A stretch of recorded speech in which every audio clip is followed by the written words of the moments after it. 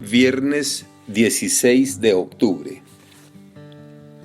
Evangelio según San Lucas.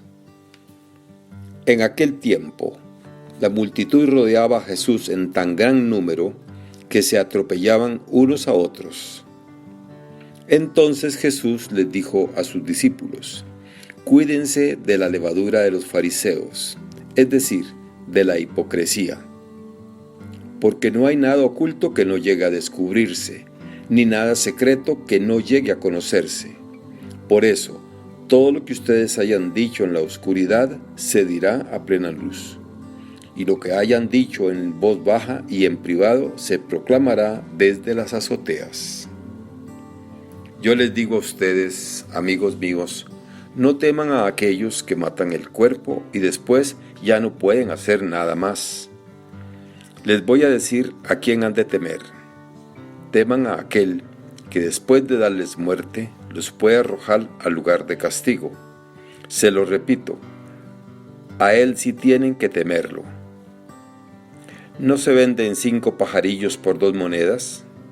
Sin embargo, ni de uno solo de ellos se olvida Dios. Y por lo que a ustedes toca, todos los cabellos de su cabeza están contados. No teman, pues, porque ustedes valen mucho más que todos los pajarillos. Palabra del Señor. Gloria a ti, Señor Jesús. Reflexión. Hermanas y hermanos, en medio de la multitud que le rodea, Jesús se dirige en primer lugar a sus discípulos. Este detalle con el que comienza el Evangelio de hoy es importante. Jesús no dirige su advertencia a la multitud, sino a sus discípulos, es decir, a sus seguidores y seguidoras, a usted y a mí. Y la advertencia es cuidarse de la levadura de la hipocresía.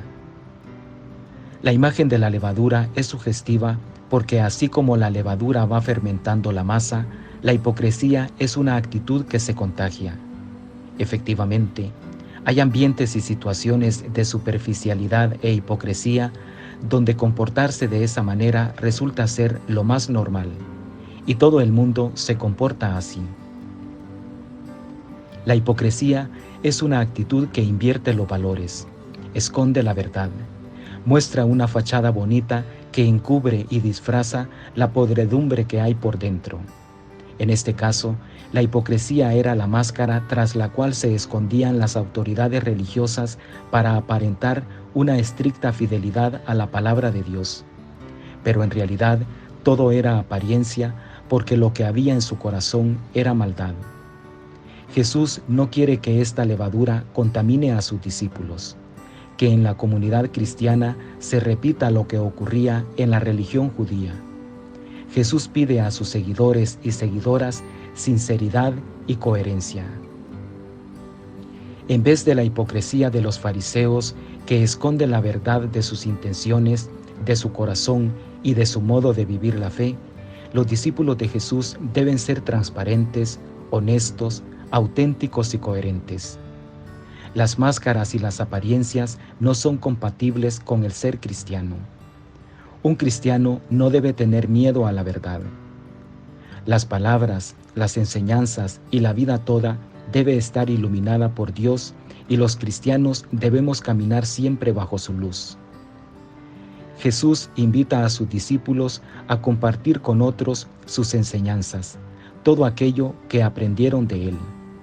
Los discípulos no podían retener estas enseñanzas solo para ellos, sino que debían divulgarlas. Un día las máscaras se caerán y todo será revelado con claridad, proclamado desde los techos de las casas. Quienes viven en la hipocresía y en el mal no toleran la verdad y persiguen y matan a quienes son coherentes. Pero el mayor peligro está en la muerte moral y espiritual que causa la misma hipocresía. Por eso los discípulos no deben tener miedo a aquellos que matan el cuerpo, que torturan, que machacan y hacen sufrir. Los torturadores pueden matar el cuerpo, pero no consiguen matar en ellos la libertad y el espíritu. Jesús Se está refiriendo con esto a la persecución y a la muerte que causan quienes promueven la hipocresía y el mal. Los discípulos de Jesús no deben tener miedo a nada, pues ellos están en las manos de Dios. Dios no abandonará a quienes viven en la verdad y viven coherentemente su fe. Nosotros vivimos en una sociedad superficial e hipócrita, de apariencias y mentiras.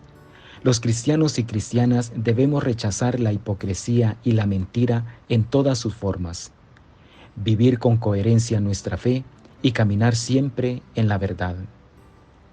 Que Dios los bendiga y los proteja.